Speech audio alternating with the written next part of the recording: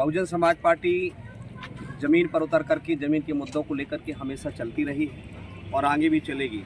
गुनौर विधानसभा के मुख्य मुद्दे जैसे स्वास्थ्य, शिक्षा है, सड़क है, रोजगार है और आवारा पशु, इन सारे मुद्दों पर हम लोग ज़मीन पर जाकर के काम कर रहे हैं। लोगों से मिलकर के बता रहे हैं भारतीय जनता पार्टी की नाकामयाबी, भ्रष्टाचार और कांग्रेस के विधायक की नाकामी, ये सारी चीज़ों को लेकर के हम ज़मीन पर जा रहे हैं और पूरे गुनौर विधानसभा की जनता परिवर्तन के लिए तैयार है और बहुजन समाज पार्टी के साथ में खड़ी होकर के पूरा पुरजोर समर्थन कर रही है। और इस बार 2023 के जंग में बहुजन समाज पार्टी का हाथी भोपाल जाएगा। मध्य प्रदेश में 18 साल से लगातार शिवराज सिंह चौहान की सरकार, बहुत सारी योजना है जो जनता को लाभ दे रही है। बीएसपी इसमें क्या करेगी आगे? बिल्कुल सही आप कह रहे हैं, लेकिन ये जो लाभ बताने वाले लोग हैं, जो छीन रही है भारतीय जनता पार्टी, वो नहीं बता रहे। वो नहीं बता रहे। जैसे आज लाडली बहना के नाम पर ये माताओं बहनों को ठगने का काम कर रहे हैं।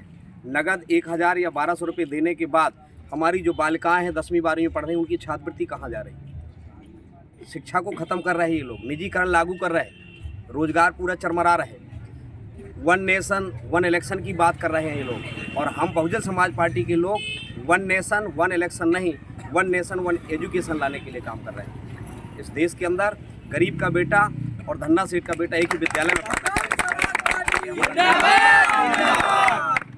जीवनलाल सिद्धार्थ मैदान में है, पूर्व में बीएसपी में रहे हैं, कहाँ तक क्या फायदा हो, क्या नुकसान हो? कोई मतलब नहीं है नाम लेने से, क्या मतलब होता है?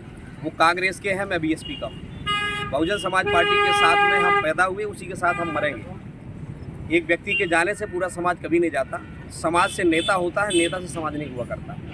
गुनौर विधानसभा में लगातार भाजपा और कांग्रेस के प्रत्याशी रहे, लेकिन विकास कहीं कुछ कम है। कुछ नहीं है, नाम है।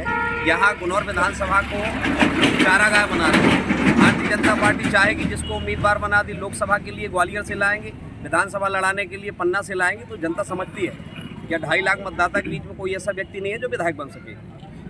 और कांग्रेस के पास तो उम्मीदवार ही नहीं था, इसलिए बीएसपी का उम्मीदवार ले गए।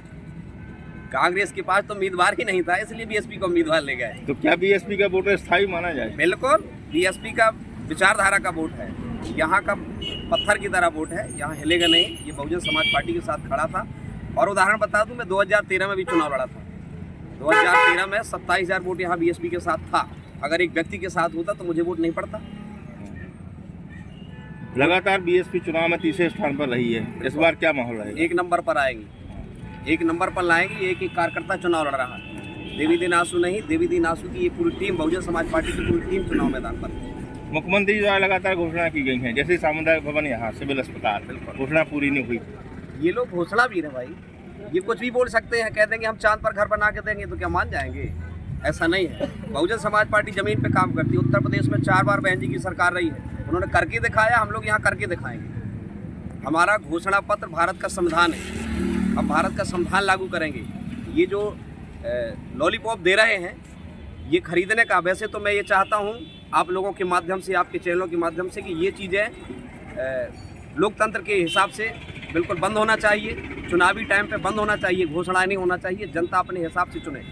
ये जितनी भी योजनाएं और घोषणाएं की जाती हैं, ये लोकतंत्र में वोट को खरीदने के लिए, अप्रत्यक्ष रूप से वोट खरीदने के लिए घोषणा की जाती है, ये बंद होना चाहिए।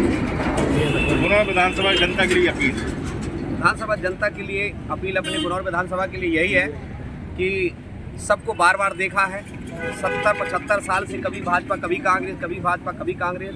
एक बार मैं हाथ जोड़ करके निवेदन करूंगा पूरे मतदाता, देवतुल्य मतदाताओं से, कि एक बार बहुजन समाज पार्टी को यहाँ मौका दें और बहुजन समाज पार्टी का विधायक भोपाल भेजें, तो निश्चित तौर पर हम जनता का पूर्ण